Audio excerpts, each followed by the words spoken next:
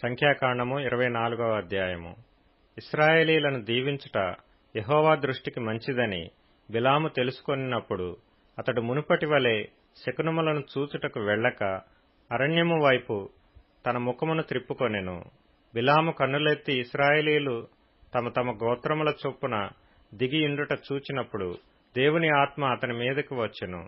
గనుక అతడు ఉపమాన రీతిగా ఇట్లనెను: బెయోరు కుమారుడైన బిలాముకు వచ్చిన దేవోక్తి, కన్నులు తెరచిన వానికి వచ్చిన దేవోక్తి, దేవవాక్కులను వినిన వాని వార్త. అతడు పరవశుడై కన్నులు తెరిచిన వాడై సర్వశక్తుని దర్శనము పొందెను. యాకోబు, నీ గుడారములు, ఇశ్రాయేలు, నీ నివాస స్థలములు ఎంతో రమ్యమైనవి. వాగుల వలె అవి వ్యాపించియున్నవి.